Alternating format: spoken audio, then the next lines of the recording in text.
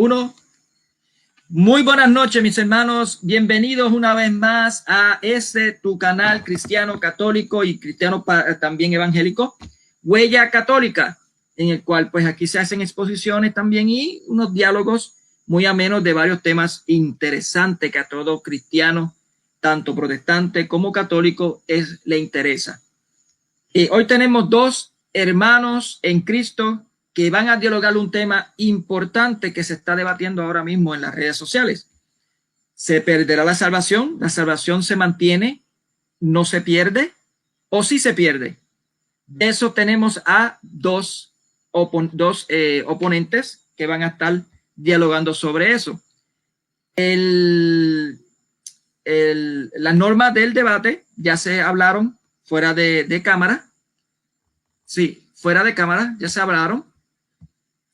Y van a ser 3 tiempos. Va a comenzar de 20 minutos de exposición de ambos, 15 minutos de refutación y 15 minutos de exposición. Y va a haber 2 minutos de cada uno de presentación y de despedida. Así que vamos a empezar con nuestro hermano invitado, que es el hermano Winston Medina, para que dé su presentación. Winston, encienda su micrófono, por favor. Déjenme buscar la cámara. Un repique de un teléfono. Pueden apagarlo porque me perturban demasiado.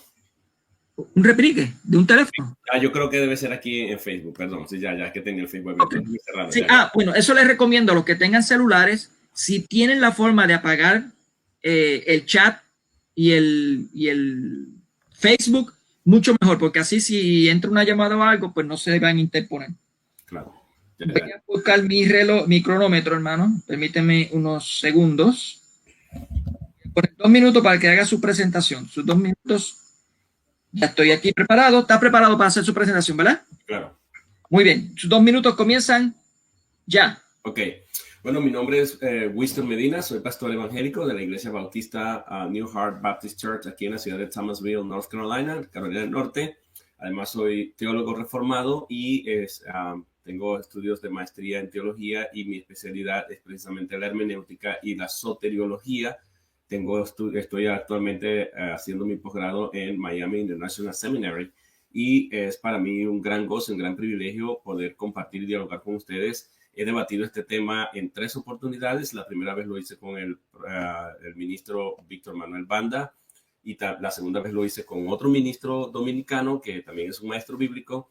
Y ayer lo hice con el pastor Eduardo Gutiérrez. El día de hoy tengo la oportunidad y el privilegio de poder examinar la doctrina tal cual la entiende la Iglesia Católica por parte del apologista Elmer Arana. Es para mí un honor. Sobre todos estos títulos y sobre todas estas cosas me considero un esclavo de Jesucristo y yo soy el moderador del canal Biblia en Contexto. Bendiciones y también director del seminario online Biblia en Contexto. Muchas gracias al hermano Winston. Le quedó unos 50 minutos para terminar, pero no hay problema. Está bien, yo creo que es suficiente. Sí. Muy bien. Pues puede poner entonces apagar su micrófono, hermano. Gracias. Elmer, puede encender su micrófono para darle sus 2 minutos y presentarse. Listo, hermano. Elmer, ¿está preparado? Listo, hermano, gracias. Muy bien. Sus 2 minutos comienzan ya. Bueno, como ya muchos me conocen, pues mi nombre es Elmer Arana, soy apologeta católico y miembro del Movimiento Misionero San Juan 23. Yo también soy ministro extraordinario de la comunión y me congrego en la parroquia de San Lucas Evangelista en Westboro, Massachusetts. Soy guatemalteco, soy chapín de corazón y pues agradezco al hermano que me haya invitado a compartir este tema. Es un tema, como dijo el hermano Mónico, que está dando mucho de qué hablar en las redes. Ahora pues nosotros vamos a poner cada uno nuestro punto de vista y vamos a ver qué dice realmente la iglesia acerca de esto y qué es lo que realmente nos dice la Biblia. Así que les invitamos a todos para que nos acompañen. Va a ser pues de mucha bendición el compartir aquí con el hermano Winston Medina y esperamos de que pues que el ganador sea el que realmente aprenda lo que es realmente el evangelio de nuestro Señor Jesucristo. Gracias, hermano, y te cedo pues el espacio. Muchas gracias al hermano Elmer. Le quedó faltando 50 minutos también. Se pusieron de acuerdo los dos. Bueno, Así en el amor de Cristo vamos a comenzar este diálogo, este debate, diálogo. La palabra debate a mí no me gusta usar mucho, pero bueno, vamos a usar la palabra debate o diálogo, como ustedes quieran decirle. Usted va a tener, el hermano Winston va a comenzar, como usted es invitado, va a tener sus 20 minutos de exposición. Usted puede prender el micrófono, hermano Winston. Encienda el micrófono. Gracias. No está encendido todavía. Ahí está. Este que le habla es el hermano Mónico. Me voy a presentar aquí, estoy ahora aquí. Apago la cámara porque el que está debatiendo no es este servidor, yo soy un moderador nada más. Quienes están debatiendo, dialogando son los hermanos Winston y Elmer. Por eso lo hago por respeto a ellos y por respeto a los que están viendo también el debate. Así que, hermano Winston, ¿preparado? Claro que sí. Muy bien, sus 20 minutos comienzan ya. Ok, bueno, voy a dar 5 razones, voy a dividir mi argumentación de esta manera. Voy a presentar 5 razones o 5 motivos o 5 razones por las cuales la salvación no se puede perder.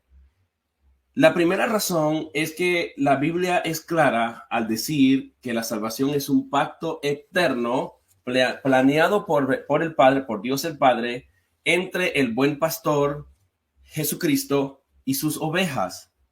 Y además que ese pacto está sellado con sangre. ¿Dónde leemos esto? En Hebreos 13:20 dice, y el Dios de paz que resucitó de los muertos a nuestro Señor Jesucristo, y ahí dice, el gran pastor de las ovejas por la sangre del pacto eterno.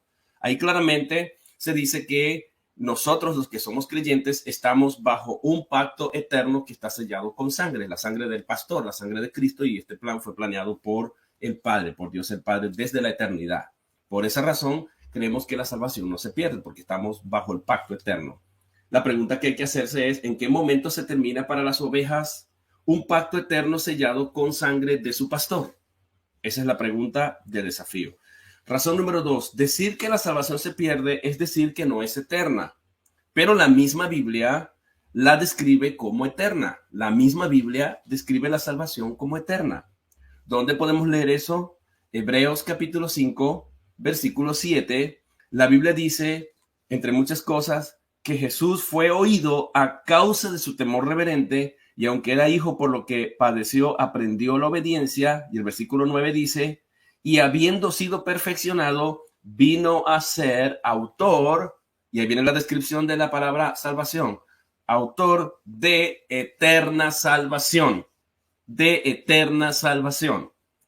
Ese mismo autor, Hebreos 9:12, dice, y no por medio de la sangre de machos cabríos y de becerros, sino por medio de su propia sangre, entró al lugar santísimo una vez para siempre, habiendo obtenido redención eterna. La pregunta es, estos dos versos están conectados al pacto eterno cuyo sello es la sangre del mismo pastor, del mismo Salvador. ¿Por qué se habría de calificar la salvación y la redención como eternas si, según la creencia de mi oponente, esta puede ser una experiencia temporal o intermitente con posibilidad de perderse? Es la pregunta. ¿Por qué se habría de calificar de eterna si hay posibilidad de perderla o puede ser también una experiencia temporal? Razón número 3. La Biblia dice varias cosas, de manera que afirmar la pérdida de la salvación podría significar una distorsión del carácter de Cristo y de la relación de Cristo con su Padre. Podría significar una distorsión del carácter y de la relación de Cristo con su Padre. Veamos las propias palabras de Cristo en Juan 3:15-16. Jesús dice, el que cree en mí tiene vida eterna. Y utiliza un verbo en presente activo, en modo indicativo, implicando una continuidad desde el momento en que el creyente cree, recibe esa vida eterna y esta le va a acompañar por el resto de su vida. Lo mismo en Juan capítulo 5:24, de la boca del mismo Señor Jesús dice, de cierto os digo, el que oye mi palabra y cree al que me envió, tiene vida eterna. El mismo verbo aparece aquí en voz activa, modo indicativo, presente progresivo, y no vendrá a condenación. Aquí la palabra condenación tiene la idea en griego de juicio. No vendrá a juicio, mas ha pasado de muerte a vida. La pregunta es, ¿Tiene o no tiene vida eterna el que cree en Cristo? ¿Viene o no viene a condenación? ¿Ha pasado de muerte a vida o no ha pasado de muerte a vida? ¿O hay algo intermitente que va y viene en la experiencia de ese creyente? Y si es así, ¿depende de qué? El texto verdaderamente no lo dice. En Juan 6, 37, 39, vean lo que Cristo ha dicho: todo lo que el Padre me da vendrá a mí. Los padres de la iglesia, los padres apostólicos, vieron en la frase vendrá a mí como sinónimo de creer en Cristo. Es decir, todo lo que el Padre me da vendrá a mí o cree en mí, y al que a mí viene no lo echo fuera. La fuerza del griego es una doble negación que tiene una idea de por ningún motivo, por ninguna circunstancia lo echo fuera, jamás lo echo fuera.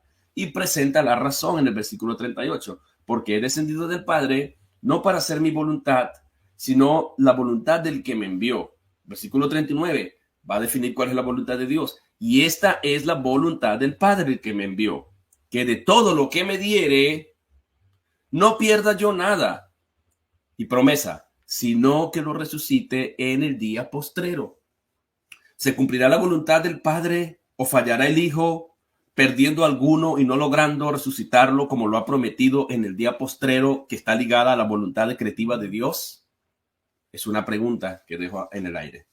Juan 6:44 dice: ninguno puede venir a mí si el Padre que me envió no le trajere, y yo le resucitaré. Nuevamente Cristo le dice: ninguno puede venir a mí al menos que el Padre lo traiga, y yo lo resucitaré en el día postrero.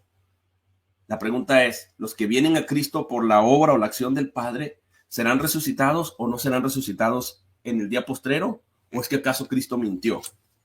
Juan 7, 38, 39 dice: el que cree en mí, como dice la Escritura, Juan 7, 38, 39, de su interior correrán ríos de agua viva. Esto dijo del Espíritu que habían de recibir los que creyesen en él.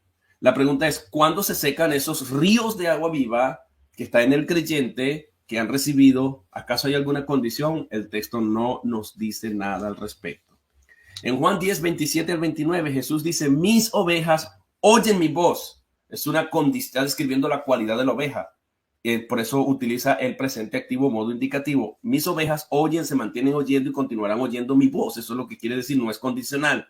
Es una declaración de hecho. Y de hecho el siguiente verbo dice: y yo las conozco. Voz activa, modo indicativo, igual. O sea, yo las conozco y las seguiré conociendo hasta el final. Y me siguen, y yo les doy vida eterna y no perecerán jamás. Ahí está. Y nadie las arrebatará de mi mano. Y luego va a describir la omnipotencia del Padre. Mi Padre que me las dio es mayor que todos y nadie las puede arrebatar de la mano de mi Padre. No hay nada que compita con el todopoder del Padre, que es mayor que todos. Y nadie puede arrebatarlas de la mano del Padre. La pregunta es: ¿les da Jesús vida temporal y condicional a las ovejas? ¿Perecerán? ¿Podrán ser arrebatadas de la mano del Hijo y del Padre omnipotente? Es una pregunta desafiante. Juan 11, 33 al 27, Jesús hablando con Marta. Cuando Lázaro había muerto, su hermano, Jesús le dice: tu hermano resucitará. Jesús estaba claro que la resurrección era un hecho que iba a ocurrir. Y Marta le dice: yo sé que resucitará en el día postrero. Para Marta no había ninguna duda de que la resurrección se iba a ejecutar en su hermano. Y Jesús le dice: el que cree en mí, todo el que vive y cree en mí, aunque esté muerto, vivirá. Y todo aquel que vive y cree en mí no morirá eternamente. ¿Crees esto?, le preguntó. Y Marta le dijo: sí, Señor, yo he creído que tú eres el Cristo, el Hijo de Dios, que has venido al mundo. Es decir, esto muestra que Marta no dudaba. ¿O dudaba Marta? Es la pregunta. Juan 17, 11. Yo no estoy en el mundo, mas estos están en el mundo, y yo voy a ti, Padre Santo. A los que me has dado, guárdalos en tu nombre, para que sean uno, así como nosotros. No ruego que los quites del mundo, sino que los guardes del mal. Jesús pidiéndole al Padre. Mas no ruego solamente por esto, sino también por los que han de creer en mí, por la palabra de ellos. La pregunta es: ¿oyó Dios o no la petición del Hijo, que los suyos sean guardados del mal por el mismo nombre del Padre? Hebreos 5, 7, 9 responde que el Padre sí lo oyó. Dice que Cristo, cuando estuvo en los días de su carne, fue oído a causa de su temor reverente. Juan 14, 1 al 3, Jesús dice: ¿por qué no se turbe vuestro corazón? Creed Dios, creed también en mí. En la casa de mi Padre muchas moradas hay. Voy pues a preparar moradas para vosotros, para que donde yo estoy, vosotros también estéis. ¿Para qué prometerle con tanta seguridad a sus discípulos que se iba a preparar moradas celestiales junto al Padre y que estarían algún día con él, si cualquiera de sus discípulos podría fallar y podría perderse? Esto sería un tremendo desperdicio después que Cristo ha preparado las moradas. En Juan 17:24, en esta misma orden de ideas, Jesús dice: Padre, aquello que me has dado, quiero que donde yo estoy, también ellos estén conmigo, para que vean mi gloria que me has dado, porque me has amado desde antes de la fundación del mundo. La pregunta es, ¿oró mal Jesús como para que el Padre no le conceda lo que le pide por los suyos, de que algún día ellos estén con él para que vean la gloria que el mismo Padre le ha dado? La respuesta es, Jesús no pudo haber orado mal, y el Padre va a responder, porque el Padre siempre oye al Hijo, de acuerdo a Juan 11:42, cuando Cristo dijo: yo sé que tú siempre me oyes. La oración de Cristo fue oída por el Padre. Mi oponente tendrá el desafío esta noche, de acuerdo al testimonio abrumador de estas escrituras, al afirmar que la salvación se pierde, y tendrá solamente las siguientes salidas, una de ellas o todas a la vez. Número 1, negar las claras y explícitas promesas de la misma boca de nuestro Señor Jesucristo. Él va a decir: no tenemos vida eterna, no la hemos alcanzado. Número 2, cuestionar la oración sacerdotal de Cristo, en la cual le pidió al Padre que nos guardara del mal y que algún día estemos con él. Tendrá que negar eso o cuestionar. Eso no se sabe si se contestó o no se contestó, pero Hebreos ya dice que fue oído a causa de su temor reverente. Número 3, tendrá que llamar a Cristo mentiroso en su propia cara, porque es Cristo quien está haciendo esta promesa y la está haciendo en tiempo presente, no en futuro. Número 4, tendrá que acusar a Cristo indirectamente de desobediente y de ser un salvador fallido, cuyas promesas no las puede cumplir, ni puede hacer tampoco la voluntad del Padre, fallando así en la misión encomendada y contradiciéndose a sí mismo, quien ha dicho que él siempre hace lo que al Padre le agrada, en Juan 8:29. Número 5, mi oponente tendrá que alterar y tergiversar el significado muy claro de los textos que hoy he presentado ante él mismo. Y número 6, tendrá que poner todas estas verdades del Evangelio de Juan desde la misma boca de nuestro Señor Jesucristo, que las prometió, y ponerlas en contradicción con otros textos de las Escrituras, y quitar la base de la salvación, que es Cristo mismo, el que viene a mí, el objeto de la fe salvífica, es Cristo mismo, y tendrá que suplantar ese objeto de la fe que es Cristo por las obras y por la santificación y por otras cosas que se dicen. Razón 4. Afirmar que la salvación se pierde es también intentar romper la cadena de redención de Romanos 8, del 29 al 30, y dejar a Dios frustrado en su doble propósito que se ha propuesto, valga la redundancia. Para demostrar mi argumento, permítame definir la salvación desde el propósito que Dios tuvo al enviar a su Hijo al mundo a morir en una cruz. Leamos, por ejemplo, en Romanos 8, 28 al 30. Y sabemos que a los que aman a Dios todas las cosas les ayudan a bien. Esto es, a los que conforme a su propósito son llamados. O sea que hay un propósito muy claro. Dios tiene un propósito al llamar a los suyos. Va a pasar a explicar. Porque a los que antes conoció, conocer significa amar, tener intimidad en el original griego, y en el contexto está hablando quién nos podrá separar del amor de Dios, porque inicia ahí con el amor de Dios.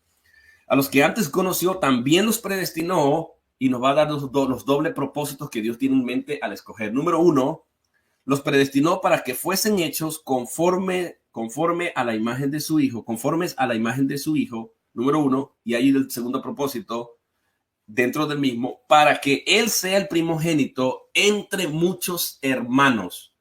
La palabra primogénito, a la luz de todo el testimonio de la Escritura, podría significar gloria, honra, honor. Es decir, que el Padre va a conformar a aquellos que escoge por amor para que estos sean predestinados a la misma imagen de su Hijo, a fin de que el Hijo sea glorificado, exaltado, honrado. A los que predestinó con este propósito, también los llamó, y a los que llamó justificó o declaró justo, y a los que justificó también glorificó. En pocas palabras, si leemos todo el contexto, porque no voy a leer todo Romanos 8, donde se habla del amor de Dios, de quién acusará a los escogidos de Dios, quién nos condenará si Cristo ya murió, resucitó, y etcétera, etcétera. Voy a resumirles el capítulo. En el capítulo 8 de Romanos, del versículo 28 en adelante, Pablo habla en el versículo 28 que los llamados son llamados conforme al propósito de Dios. Y ya vimos que hay dos propósitos. El propósito de Dios es que Cristo sea el primogénito entre muchos hermanos. que están ya predestinados por Dios a ser conformados a su imagen, a su misma imagen. De estos hermanos se dice que son escogidos por Dios, que son amados por Dios y que también son amados por Cristo interminablemente, al decir nada ni nadie los puede separar del amor de Cristo. Razón por la cual cualquier acusación falsa sobre los suyos o cualquier tipo de presión a los que los escogidos sean sometidos, saldrán más que triunfadores o vencedores, como dice el texto bíblico, porque Dios y Cristo por su amor a ellos los protegerá y les dará el fin que el Padre se ha propuesto en ellos, de que sean conforme a la imagen de su Hijo, para que Cristo sea glorificado.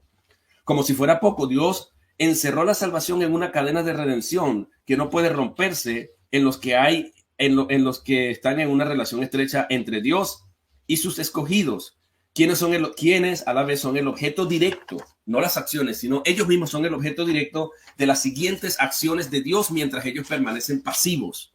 ¿Cuáles son las 5 acciones de Dios en el versículo 29? Dios los conoció, que es sinónimo de amar. Dios los predestinó, Dios los llamó, Dios los justificó y Dios los glorificó. Estos verbos o acciones, un detalle importante es ver que todos están expresados en tiempo pasado, un tiempo aoristo griego, que significa una acción definitiva y consumada, implicando que Dios ve el futuro como historia, como algo del pasado. Y por eso Pablo presentó esto, dando por hecho la cadena de redención, de que efectivamente esto no puede romperse. Esta cadena no se puede romper. Pablo asegura que debido a la muerte sustituta de Cristo, su resurrección, su reinado y su rol sacerdotal, porque ahí dice, ¿quién es el que condenará si Cristo es el que murió, el que también resucitó y el que intercede? ¿Acaso falla Cristo en su intercesión por los suyos actualmente, en su rol sacerdotal? Pablo asegura que no. Más bien dice que debido a eso nadie nos puede acusar, porque Dios es el que justifica. Hemos sido justificados, y en Romanos 5:1 dice que justificado pues para con Dios, tenemos paz para con Dios. Porque Dios justifica y Cristo podía hacerlo. Porque Dios justifica, y Cristo, que podía hacerlo, podía condenarnos, tomó sobre sí la condición en forma sustituta que nosotros mismos merecíamos, para luego convertirse en un sacerdote intercesor. Así que el amor de Dios y el amor de Cristo es ininterrumpido, es interminable, como le dijo Dios a Jeremías: con amor eterno te he amado. Y por las palabras de Romano, el amor de Dios es eterno hacia los suyos, aquellos que han creído desde predestinado en el plan del doble propósito de Dios, que es la glorificación.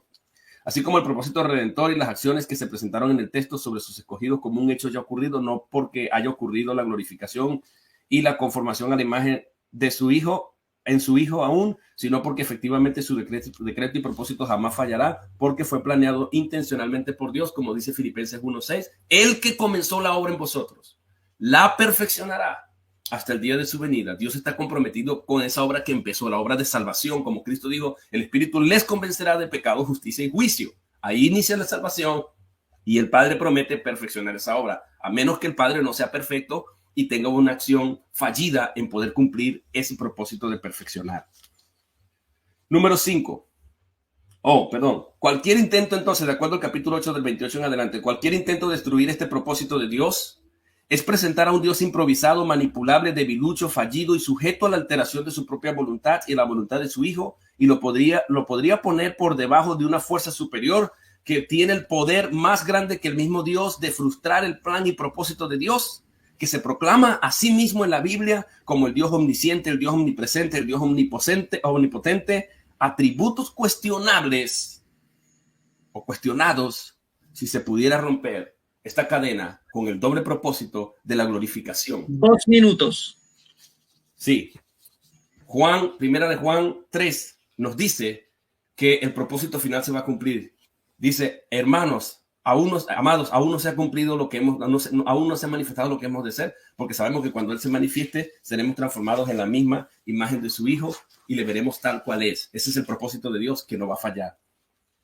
Hay beneficios como regeneración. ¿Puede el cristiano ser degenerado después de haber sido regenerado? El perdón y la justificación. ¿Se pierde la justificación? No. El mismo catecismo católico de la iglesia, aquí que tengo acá, el mismo catecismo católico, el numeral, en el numeral 1994, que está aquí, fíjate lo que dice el catecismo católico. La justificación es la obra más excelente del amor de Dios. Es la obra más excelente del amor de Dios, hecha manifiesto en Cristo Jesús y obsequiada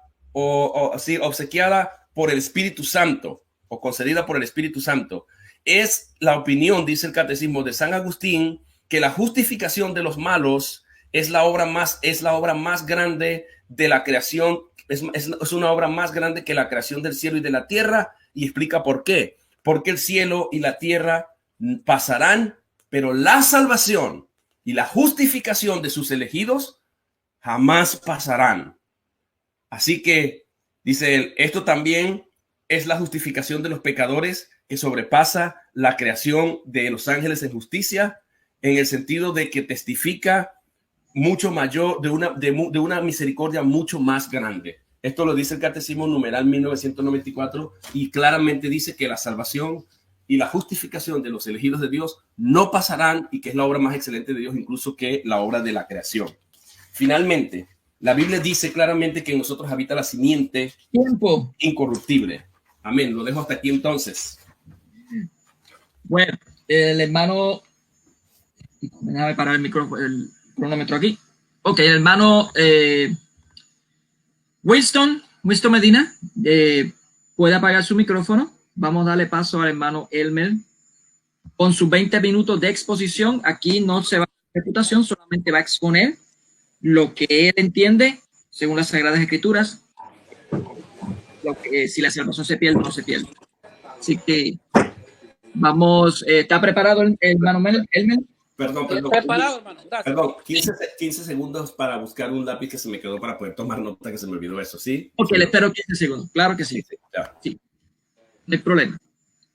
Mientras tanto, voy a dar un saludito aquí a Miss Catolicismo, que está por aquí escribiendo, a Santiago Aldana también. Guillermo Estrada, muchas bendiciones también. A Rosy Juárez Santiago, bienvenidos a Huella. Leonardo Hernández también, muchas bendiciones también a ti. Nora Gómez también. Evangelio de su religión católica, bienvenido, hermano, también por aquí. A Apere 334 también estaba por aquí. Ana M. Sevilla Calzaubón, muchas bendiciones también desde Puerto Rico. Ya está dando bendiciones a los dos hermanos desde Argentina. Así que, bueno, todavía no ha llegado el hermano, vamos a dar un poquito más de tiempo. Tenemos también por aquí a Beto también, muchas bendiciones también. Están dando bendiciones a él. A Max Roper, muchas bendiciones también. Nora Gómez también estuvo por aquí, también metido, dialogando en el chat. Ustedes pueden seguir escribiendo y dando opiniones en el chat. Y no se olviden de suscribirse en el canal Huella Católica. Bueno, al hermano Winston le pido por favor que apague su micrófono. Yo creo que ya lo apagó, ¿no? Ok. ¿Estás preparado? Preparado, hermano, gracias. Tus 20 minutos comienzan ya. Ya. Ok. Bueno, vamos a empezar diciendo que la doctrina de los salvos, siempre salvos, es una falsa doctrina que nace a inicios del siglo XVII, precisamente con Juan Calvino en el canon calvinista de Dort, redactado en 1619 y enseñado en la actualidad por las llamadas iglesias reformadas evangélicas.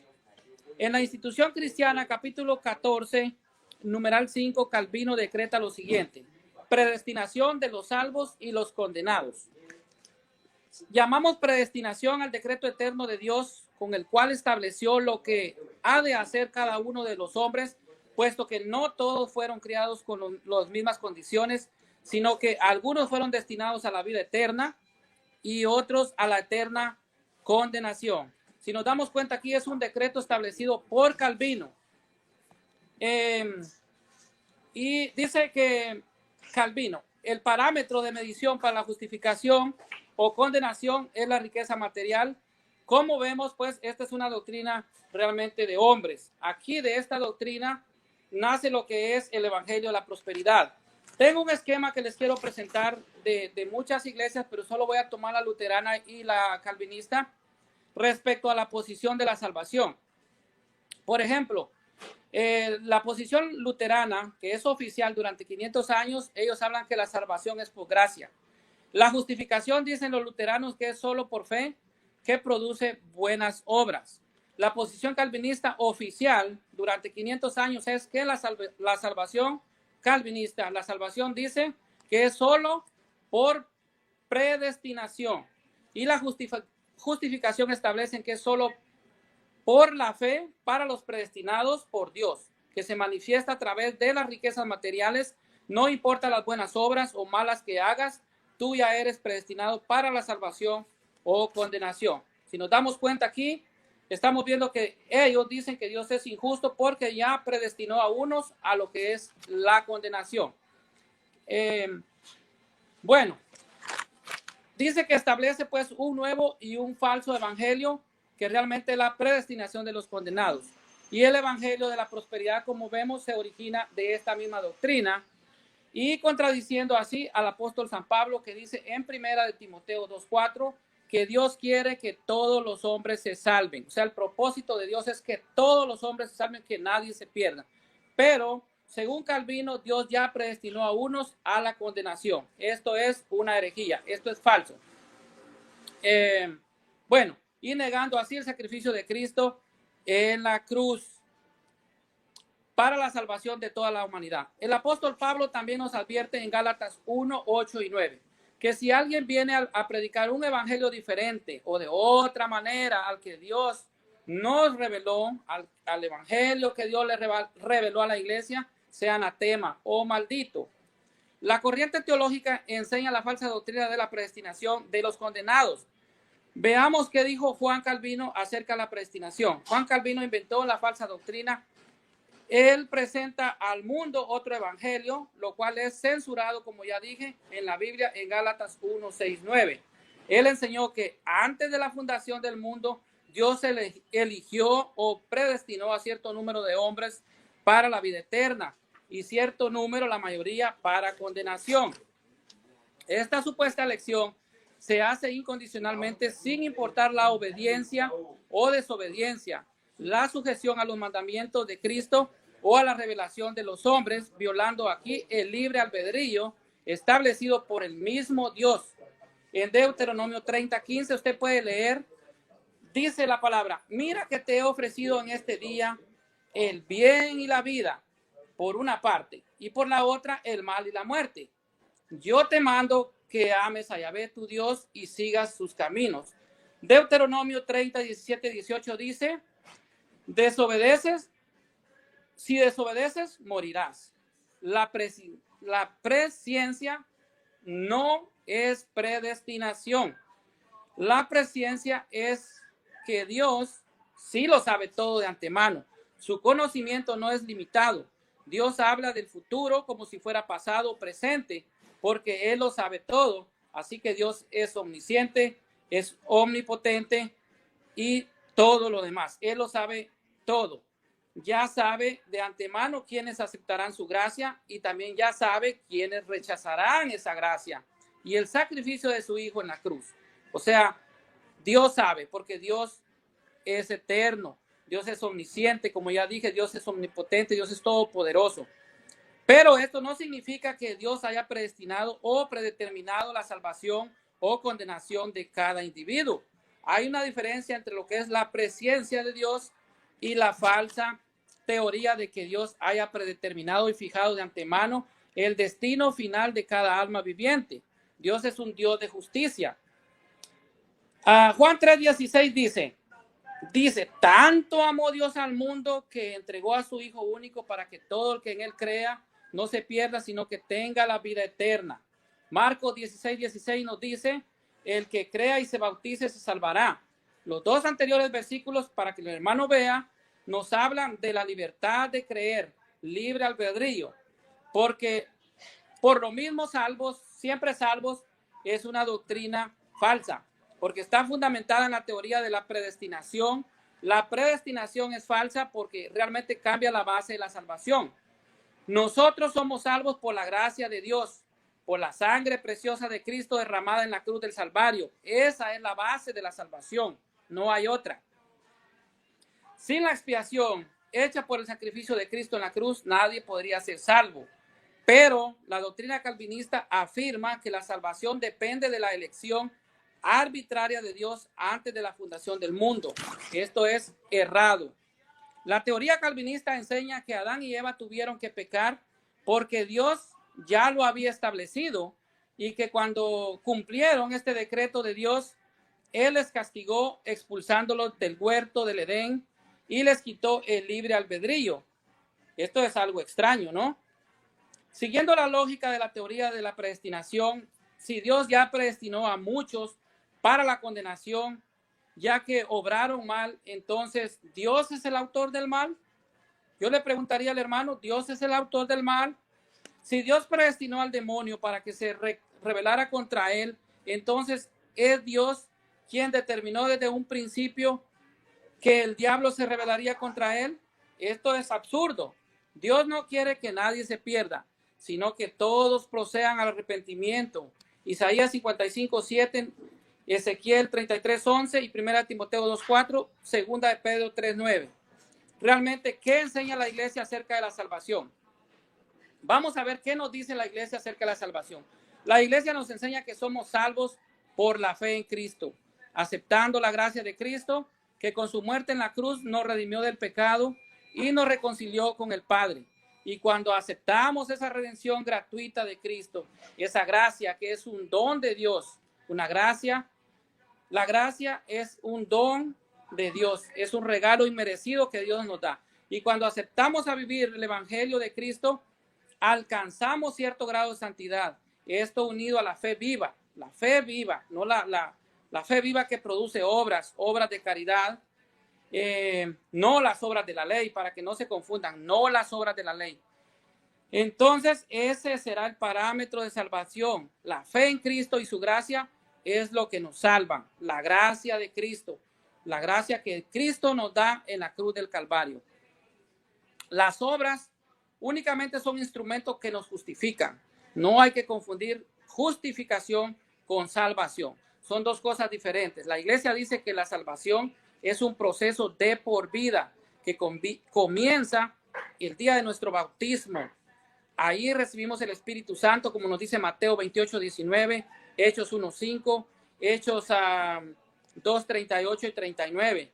Y termina el día de nuestra muerte cuando estemos frente a frente, cara a cara con Dios, como nos dice San Pablo en la primera carta a los Corintios, capítulo 13, versículo 12. Jesucristo dijo, Mateo 24:13, mas el que persevera hasta el fin, este se salvará. Entonces realmente no se trata de que nosotros digamos que ya somos salvos, que aceptamos a Jesucristo, que levantamos la mano y podemos seguir pecando. Esto es una mentira del diablo. Esto es un engaño. Entonces realmente esa no es la forma de hablar de salvación. El hermano citó el catecismo de la iglesia, pues yo también se lo voy a tomar y se lo voy a tocar. ¿Qué nos dice la iglesia acerca de la justificación? Él tomó uno que es el que le conviene, pero no tocó los demás. Dice el numeral 1987, la gracia del Espíritu Santo tiene el poder de santificarnos, es decir, de lavarnos de nuestros pecados y comunicarnos la justicia de Dios por la fe en Jesucristo, como nos dice Romanos 3:22, y por el bautismo. Y si hemos muerto en Cristo, creemos que también viviremos con Él, sabiendo que Cristo, una vez resucitado de entre los muertos, ya no muere más y que la muerte no tiene ya señorío sobre Él. Su muerte fue un morir al pecado de una vez para siempre, mas su vida es un vivir para Dios. Así también vosotros consideramos como muertos al pecado y vivimos para Dios en Cristo Jesús. Romanos 6:8 al 11.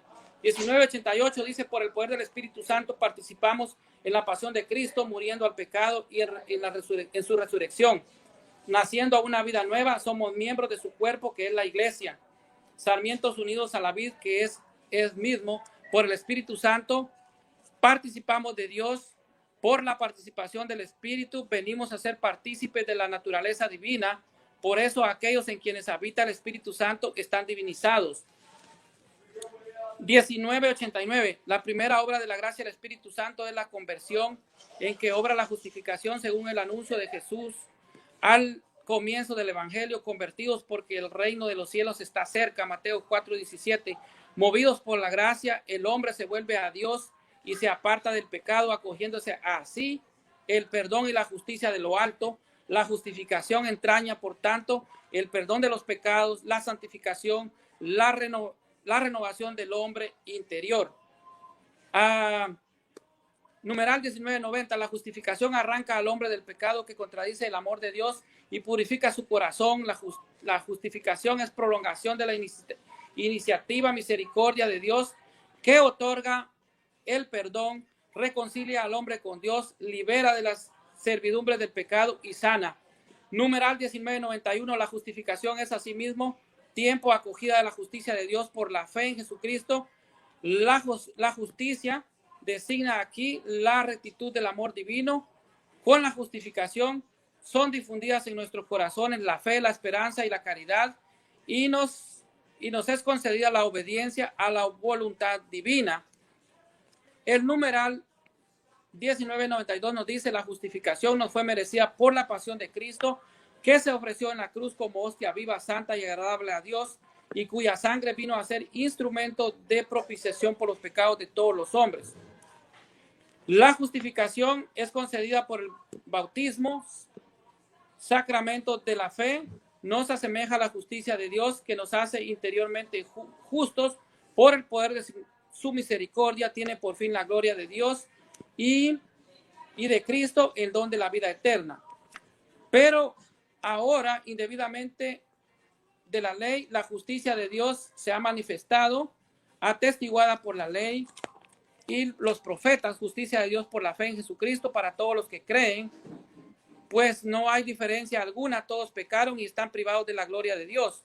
Son justificados por el don de su gracia en virtud de la redención realizada en Jesucristo, a quien Dios exhibió con instrumento de expiación por su propia sangre mediante la fe, para mostrar su justicia, pasando por alto a los pecados cometidos anteriormente en el tiempo de la paciencia de Dios, en orden a mostrar su justicia en el tiempo presente, para ser el justo y justificador del que cree en Jesús. Romanos 3, 21, 26.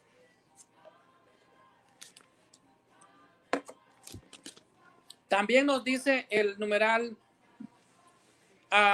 1996, nuestra justificación es obra de la gracia de Dios. La gracia es el favor, el auxilio gratuito de Dios nos da para responder a sus llamados, llegar a ser hijos de Dios, hijos adoptivos, partícipes de la naturaleza divina y de la vida eterna. Todavía me queda tiempo, ¿verdad, hermano? Sí, todavía le queda 5 minutos y medio. Ok, muchas gracias. Entonces, vamos a seguir diciendo que la gracia, en numeral 1997, la gracia es una participación en la vida de Dios. Nos introduce en la intimidad de la vida trinitaria por el bautismo. En el cristiano participa de la gracia de Cristo, cabeza de su cuerpo como hijo adoptivo. Pueden ahora llamar Padre a Dios en unión con el Hijo único que recibe la vida del Espíritu, que infunde la caridad y que forma lo que es la iglesia. Entonces, el hermano tocó lo que era también el tema de la eterna, del pacto eterno, y este pacto eterno habla de lo que es la Eucaristía.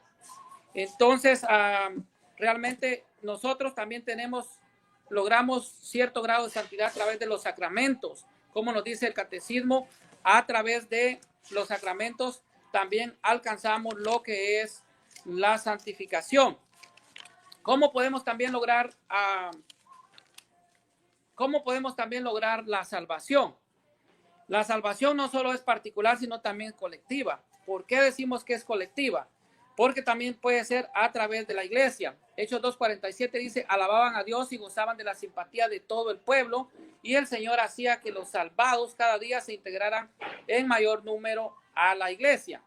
¿Por qué colectiva? Solo nos salvamos a través del cuerpo de Cristo, que es su iglesia. En cambio, en las denominaciones protestantes no hay garantía de salvación, no hay garantía de nada. Efesios 5:23 dice: porque el marido es cabeza de la mujer, como Cristo es cabeza de la iglesia, el salvador del cuerpo.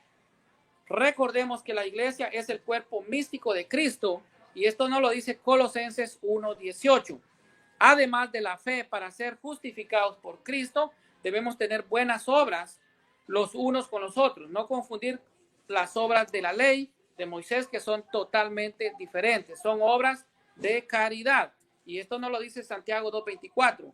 Ya ves cómo las obras, ya veis cómo el hombre es justificado por las obras y no por la fe solamente. El mismo modo que Rahab, la prostituta, no quedó justificada por las obras dando hospedaje, no quedó justificada por las obras dando hospedaje a los mensajeros y haciéndole marchar por otro camino. Pregunta al apóstol, porque así como el cuerpo sin espíritu está muerto, así también la fe sin las obras está muerta. Así es de que esto es lo que nos dice realmente la iglesia en cuanto a la salvación. La obtenemos por la gracia, pero por perseverancia. No es solamente el creer que ya soy salvo, que levanto la mano, ya me considero salvo, sin importar los pecados futuros. Esto es una mentira. Esto es contradictorio y lo vamos a dar más adelante, lo vamos a explicar respecto en los tiempos de lo que es la refutación. Así que gracias, mi hermano. Yo creo que este es mi tiempo de lo que es mi exposición y tengo más para dar en lo que es la refutación. Muy bien. Le quedaban 2 minutos y 2 segundos para terminar. Bueno, ya dio concluido los 20 minutos del hermano Elmer con su exposición. Ahora vamos a darle paso al hermano Winston Medina con su refutación. Tiene 15 minutos para refutar. Ya sus anotaciones. ¿Está preparado ya, Winston? Sí, estoy listo. Muy bien. Ok, sus 15 minutos. Elmer, ¿tiene el micrófono apagado? Ok, gracias. Bien, sus 15 minutos comienzan ya. Ok, listo. Tremenda decepción con mi hermano Elmer. Yo pensé que él me iba a demostrar desde las páginas de la Biblia y que íbamos a debatir el tema del título, que es ¿se pierde o no se pierde la salvación? Obviamente que ha creado un muñeco de paja y ha levantado cortina de humo. No estamos debatiendo el calvinismo. Yo puedo obviar todo lo que dijo el calvinismo porque eso no fue el arreglo. No vinimos a hablar del calvinismo, vinimos a hablar si la salvación desde las páginas de la Escritura y si quieres el catecismo se pierde o no se pierde. Pero más que todo de las Escrituras, que es lo que a mí me interesa, defender las Escrituras. Pero lamentablemente levantó toda una cortina de humo. Sin embargo, voy a dar respuesta a algunas cosas que ha dicho. Por ejemplo, él dice que Calvino fue el que inventó la doctrina del salvo siempre salvo, un título que ni siquiera existió en el concepto de Calvino cuando existió. Tiene que probar desde la misma literatura de Calvino que él dijo que esa doctrina se llamaba salvo siempre salvo.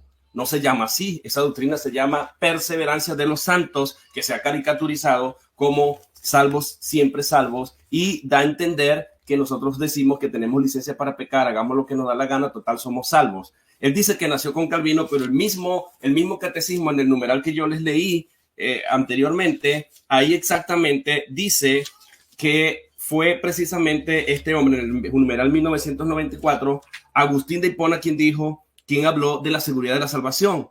Voy a volver a leer el catecismo, se los voy a resumir. Él dice que la justificación es la obra más excelente de Dios. ¿Por qué? Porque incluso es más grande que la obra maestra de la creación. ¿Por qué? Porque el cielo y la tierra pasará, pero la justificación y la salvación de los elegidos no pasará.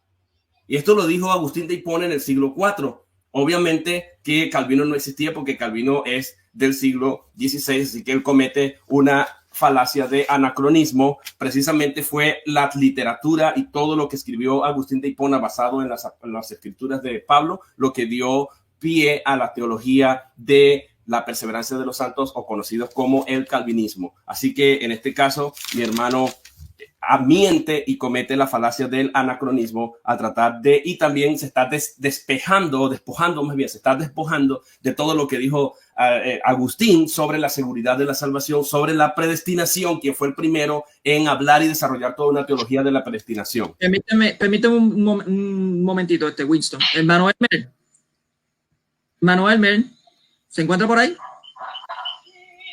Elmer. Por Frodo. Déjame poner en pausa su... Por Frodo. Por Frodo. Sí, porque yo quiero... Ok. Sí. Estoy aquí. Ok, sí, no apague la cámara, por favor. Déjela puesta la cámara. Estoy aquí, hermano. El micrófono, apague el micrófono entonces para que continúe. Le voy a dar unos minutos adicionales, digo unos segundos Estoy adicionales. aquí. ¿Ok? Ok, hermano, apague el micrófono, hermano Elmer, por favor. Esto era lo que yo tenía. Ya, pues. El Mónico está conectado. Permítanme. Hermano Elmer, apagó el micrófono, ¿ok? Ok. Ok, vamos a continuar. Continúa, hermano Wilson. ¿Qué pasó, hermano? No, es que se había desconectado su cámara. ¿Me oye? Sí, ya. Me tienen que dar como un minuto más o menos para... Sí, yo le estoy dando un minuto más adicional. Okay. Entonces, mi oponente ha dicho que la doctrina de la predestinación y del calvinismo nació con Calvino, la perseverancia de los santos, que es así como nosotros le llamamos, o la doctrina llamado el Tulip, que por cierto no nació tampoco con ellos, sino con los cánonos de Dort.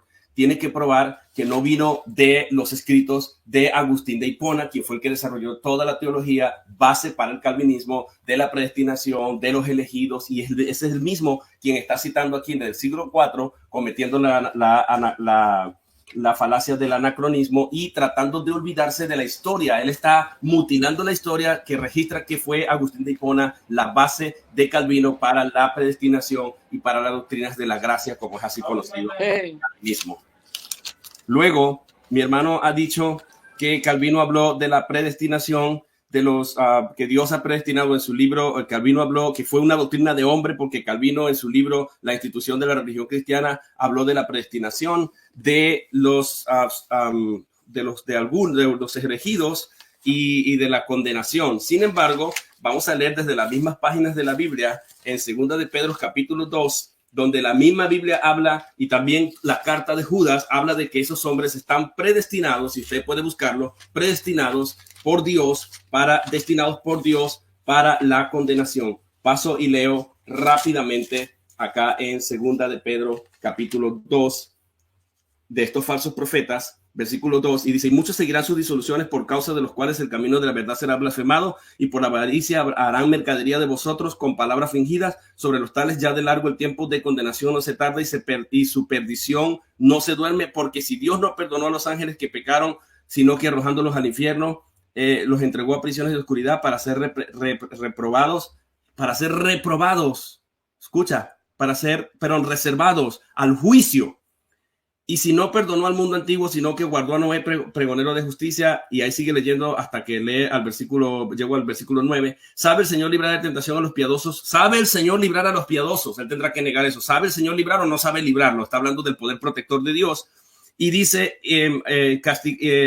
a los piadosos y reservar a los injustos para ser castigados en el día del juicio. Si Dios sabe reservar, ¿cómo es que Dios no predestina? Y mayormente aquellos que siguiendo la carne andan en concupiscencia y en inmundicia, atrevidos y contumaces, no temen decir mal de las potestades superiores, mientras que de los ángeles, que son mayores en fuerza y en potencia, no pronuncian juicio de maldición contra ellos delante del Señor. Pero estos, hablando mal de cosas que no entienden, como animales irracionales, nacidos ¿para qué? Nacidos para presa y destrucción, perecerán en su propia perdición, recibiendo el galardón de su justicia, ya que tienen por la delicia el gozar de los deleites día tras día, día de cada día. Estos son inmundicias y manchas, quienes aún mientras comen con vosotros se recrean en sus errores, tienen los ojos llenos de adulterio, no se sacian de pecar, seducen a las mujercillas, etcétera, etcétera. Han dejado el camino recto, siguiendo el camino de Balaam, hijo de Beor, y fue reprendido por su iniquidad. Hablando de este profeta, el versículo 17, son fuentes sin agua y nubes empujadas por la tormenta, para los cuales la más densa oscuridad está reservada para siempre, pues hablando palabras infladas y vanas, seducen con concupiscencias de la carne y de soluciones a los que verdaderamente habían huido, de los que viven en error, etcétera, etcétera. Aquí claramente se dice que estos están destinados para condenación. Como si fuera poco, la carta de Judas nos dice en este mismo orden de idea: amados, por la gran solicitud que tenía escribiros acerca de nuestra común salvación, me ha sido necesario escribiros exhortándoos que contendáis ardientemente por la fe que ha sido una vez dada a los santos, porque algunos hombres han entrado encubiertamente, los que desde antes, eso es predestinación, habían sido destinados Ahí está, antes destinados para esta condenación. No es Calvino quien lo enseñó, fue el apóstol Judas Tadeos el que nos habló de que estos antes, esto está en Judas capítulo 1, versículo 4, antes estaban destinados para esta condenación. Este es un paralelo con segunda de Pedro 2. Hombres impíos que convierten en libertinaje la gracia de nuestro Dios y niegan a Dios, el único soberano, y a nuestro Señor Jesucristo. No fue Calvino el que inventó la doble predestinación. Está en la Biblia, está claro allí. Luego, el hermano dice que la doctrina de la predestinación es falsa y cita algo de la iglesia luterana que dice que es por la gracia, que es por la fe, pero que nosotros los calvinistas o la doctrina reformada decimos que es de Calvino, es por predestinación, cosa que es mentira. Nosotros no decimos que la salvación es por predestinación, nosotros decimos que la salvación es por gracia, solamente la gracia. Cuando hablamos de predestinación, hablamos del plan, del propósito eterno que Dios tenía desde antes de la fundación del mundo, y Cristo habló de eso en los evangelios que yo cité. Esta es la Juan capítulo 6, versículo 44. Esta es la voluntad de mi Padre, el que me envió, que de todos los que me diere, no pierda yo ninguno, porque he venido para hacer la voluntad de mi Padre. O sea, que hay una voluntad que fue planeada desde antes y Cristo viene a hacerla. Luego nos dice que es falsa porque nosotros ponemos esto como base, pero tendrá que mostrarme oficialmente el documento donde diga que la salvación, la base de la salvación dentro del sistema calvinista reformado es precisamente la predestinación y no la gracia y la fe. Más bien nosotros citamos que los 5 puntos del calvinismo: total depravación, se llama gracia vivificante. La número 2, expiación limitada, se llama gracia salvadora o gracia soberana, perdón. La tercera, que es llamado eficaz,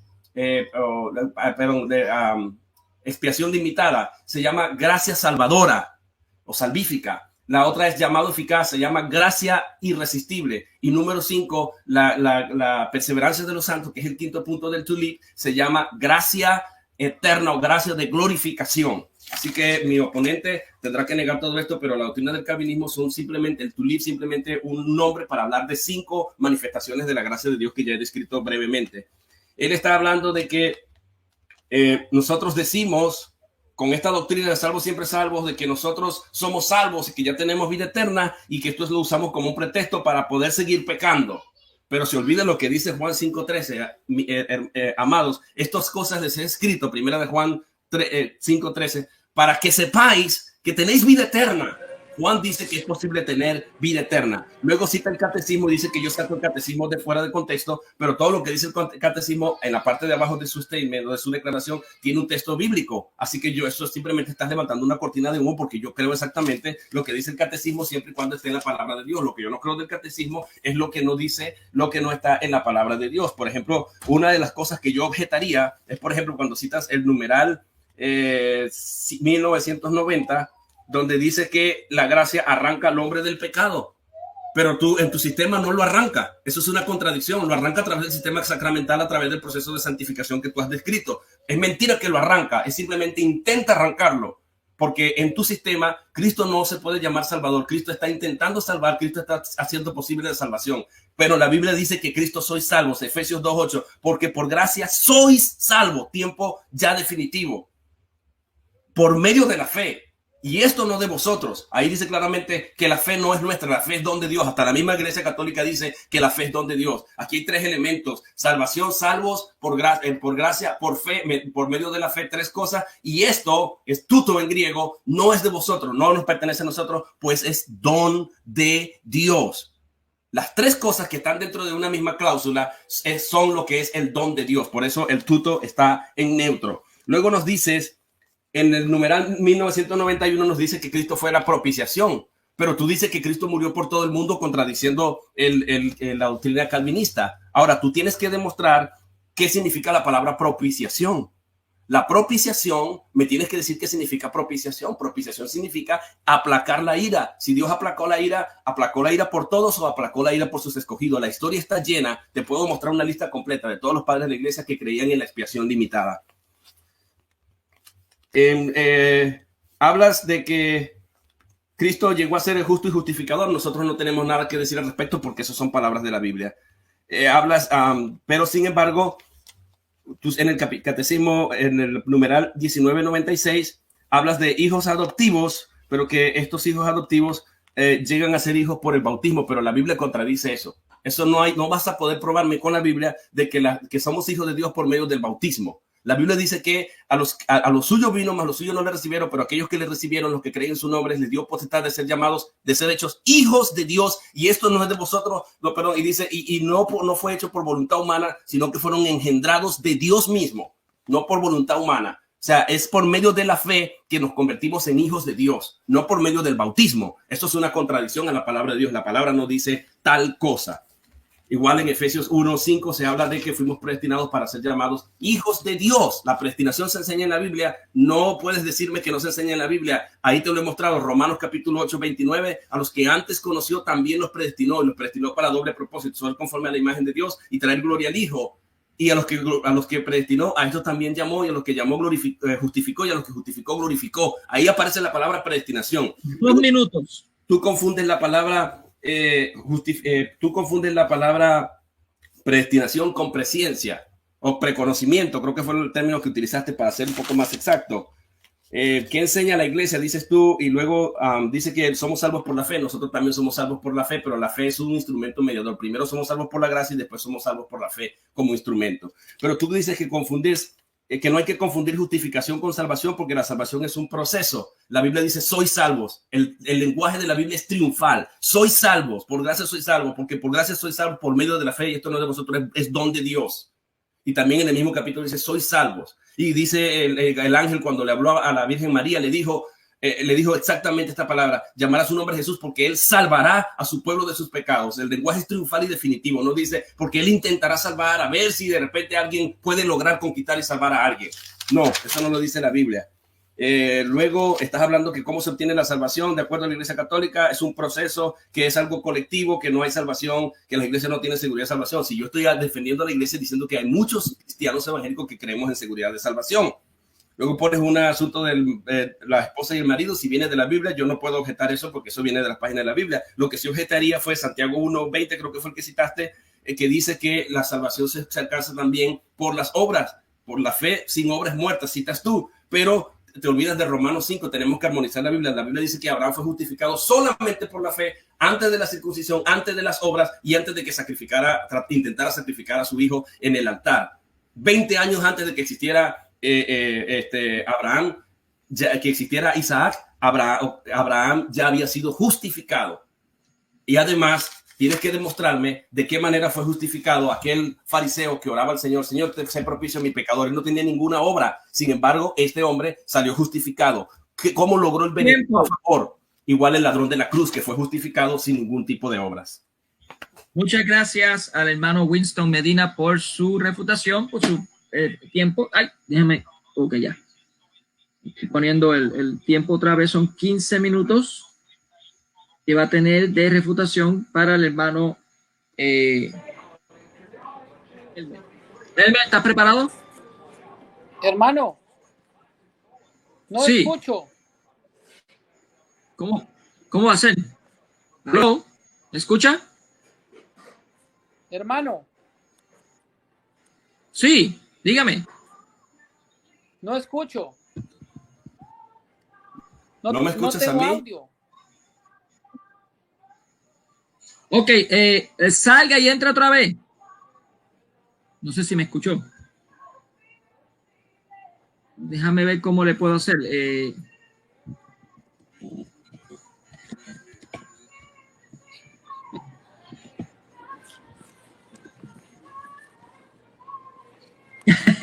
Déjame escribirle en el papel aquí.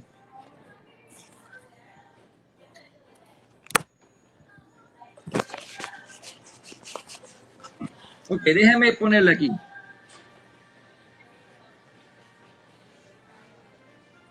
Sal, ok.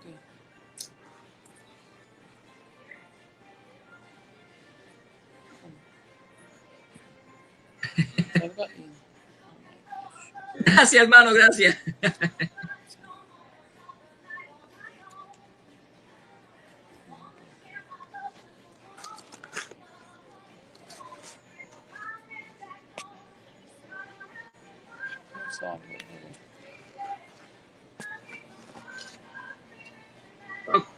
Creo que apagó la cámara. Ah, ok, ahí salió. Ok. Vamos a darle tiempo a que regrese. Sí, está bien. Por tanto, vamos a seguirle aquí dando saluditos. El debate entre evangélico y católico está también por aquí. Muchas bendiciones. Robert Bartra está también por aquí. El hermano Guillermo Estrada. Nora Gómez está también opinando. Ramón Velázquez está por aquí. Bellanito Rodríguez Cortés. Muchas bendiciones a todos los que están viendo en el canal aquí de Huella Católica. Nora Gómez está por aquí también. Roberta Batra, Edward Chang también. Déjame ver quién más. Rosy Juárez también, muchas bendiciones también. Santiago Aldana, MRP Leonardo también está por aquí. Vamos a ver si el hermano entró. No ha entrado todavía. Apple 334 todavía sigue comentando. Sigan comentando, hermanos, todos los que están viendo tremendo debate, este tremendo diálogo entre dos hermanos.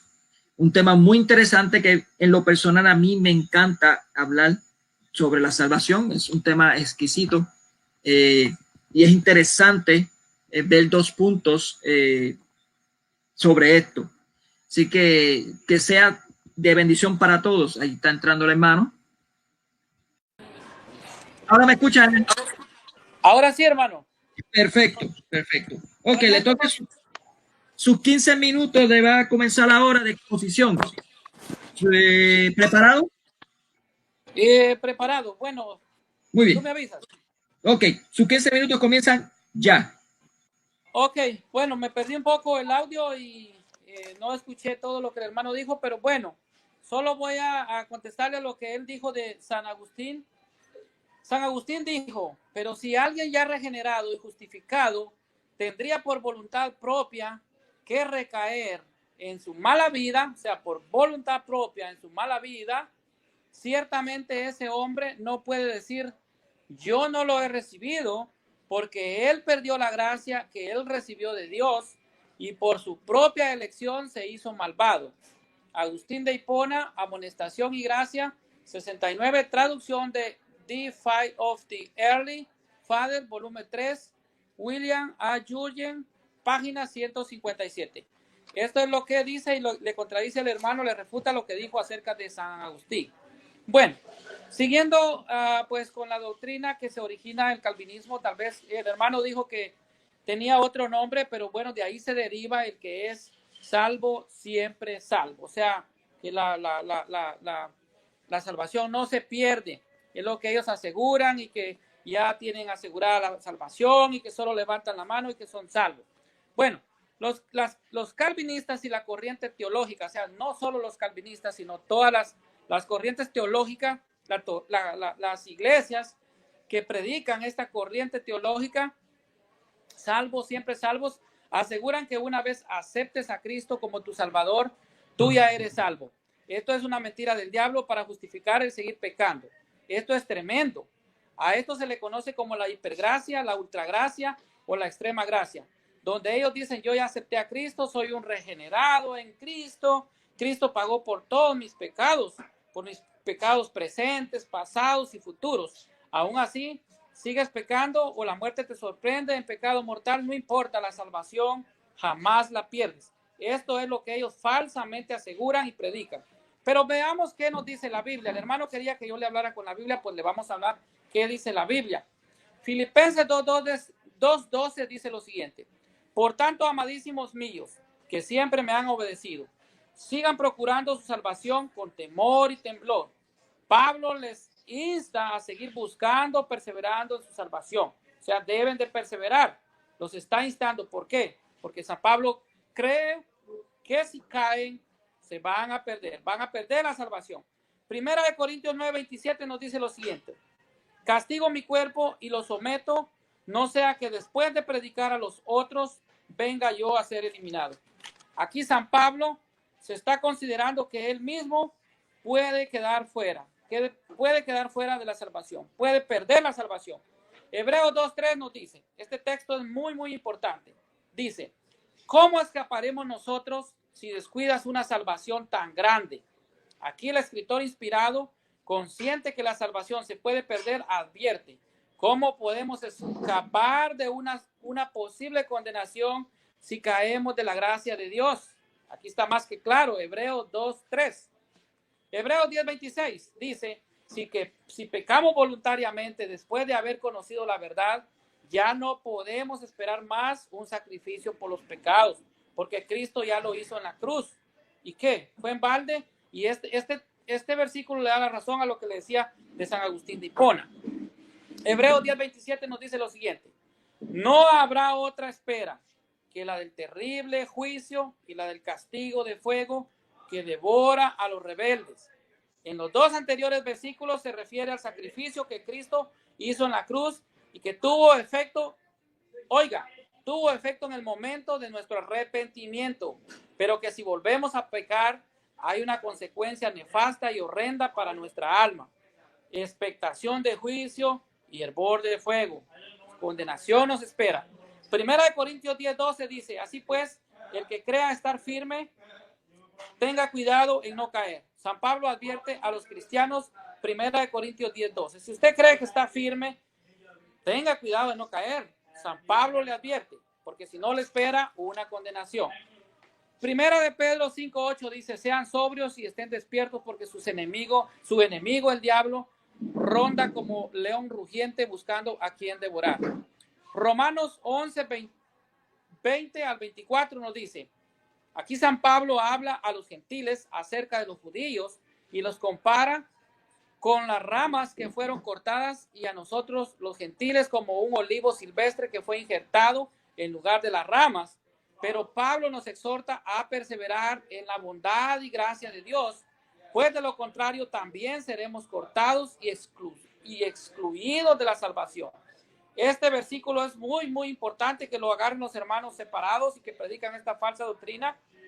Romanos 11:20 al 24 les advierte que podemos ser cortados. Si los judíos fueron cortados, nosotros también podemos ser cortados y excluidos de lo que es la salvación. Gálatas 5:19-21 nos dice, ahora bien, dice, las obras de la carne son manifiestas, a saber, se las voy a enumerar: fornicación, impureza, sensualidad, idolatría, hechicerías, enemistades, contiendas, celos, iras, riñas, disensiones, herejías, envidias, homicidios, embriagueces, orgías y otras como estas, de la cual os prevengo, como antes lo hice. Este versículo de Gálatas 5:19-21 refuta completamente la falsa doctrina de por siempre salvos, porque dice, les prevengo como antes lo hice. San Pablo les advirtió antes y les está advirtiendo ahora que son cristianos. Si ustedes vuelven y cometen estos pecados mortales, pierden la gracia de Dios y se condenan. Gálatas 5:19-21. Así que quienes hacen esto no heredarán el reino de Dios. Gálatas 5:19-21 refuta no solo la sola fe, sino que también los justificados de una vez y para siempre. Jeremías 29:13 dice, me buscarán y me encontrarán cuando me busquen de todo corazón. Segunda de Crónicas 15:2 dice, el Señor estará con ustedes siempre y cuando ustedes estén con Él. Si no lo buscan, Él dejará que ustedes lo hallen, pero si lo abandonan, Él los abandonará. Segunda de Pedro 2:20 al 22. Vamos a leerlo. Vamos a leer Segunda de Pedro 2:20 al 22. ¿Qué nos dice la palabra? Dice así. Este es mensaje para convertidos, para cristianos, para que no caigan de la salvación, que perseveren en la santidad. Dice entonces, Segunda de Pedro 2:20.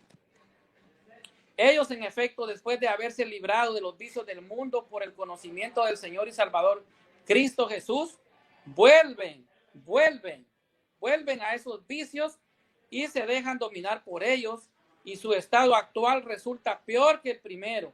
O sea que les resulta peor que antes de conocer a Dios, si vuelven. Dice el 21, más les valdría no haber conocido el camino de la vida nueva, que después de haberlo conocido, apartarse de la santa doctrina que se les enseñó. Les pasa exactamente lo que dice el proverbio, el perro. Y mire, aquí cita un proverbio. Y es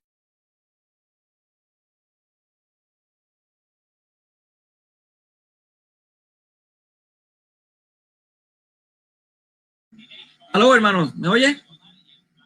No se oye, hermano, Elmer, no se oye. Verifíquese el micrófono. Ya le puse en pausa el tiempo. No, no se escucha. No.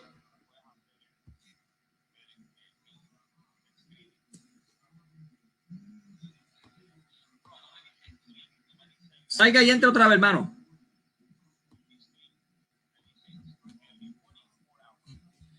Esto pasa, esto es normal, esto pasa. Yo le detuve el tiempo, así que vamos a continuar con los 15 minutos que le faltarían, o sea, para que termine de consumir sus 15 minutos cuando él comience. Mientras tanto, voy a ver si aparece Beto. Muchas bendiciones, Beto, que está por aquí metido. Disculpa, ¿cuántos minutos le falta a mi oponente? Le quedan 6 minutos con 46 segundos. Ok.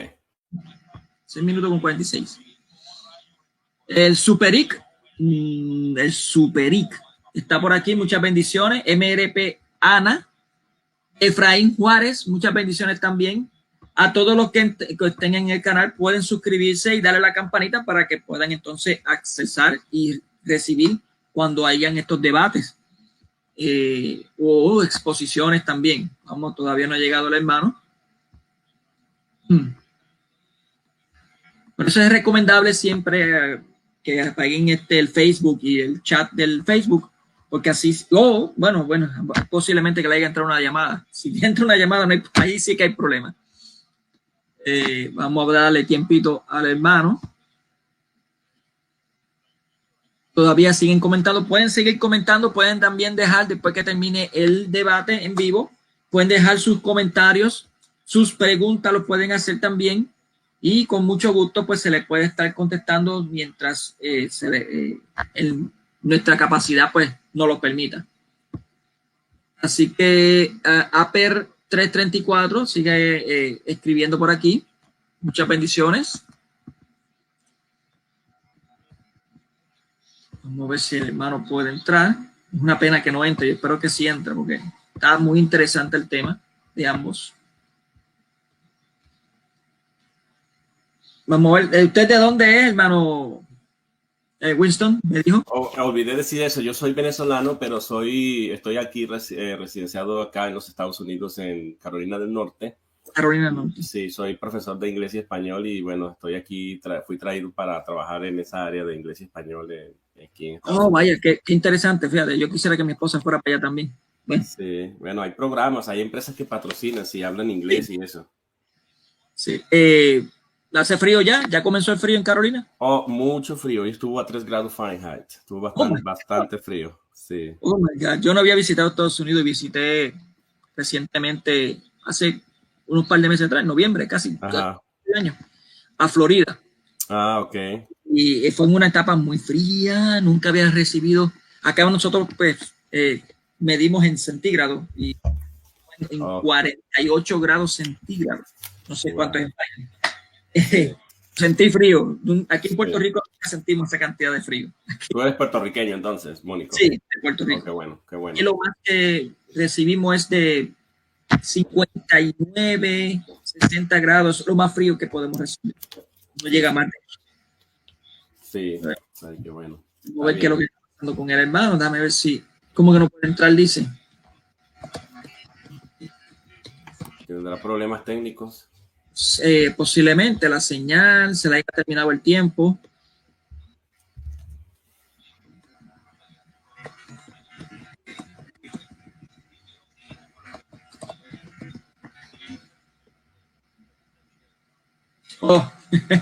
¿Regresó? Alguien le llamó. Perdió la conexión. Estoy indicándole que trata de entrar otra vez. Dice que se le está pareciendo un poquito complicado. Ok. Le pregunté que si la data es ilimitada, por si acaso, porque sí. Nada. Él me dice que sí, que es ilimitada. Va a intentar otra vez. Ok.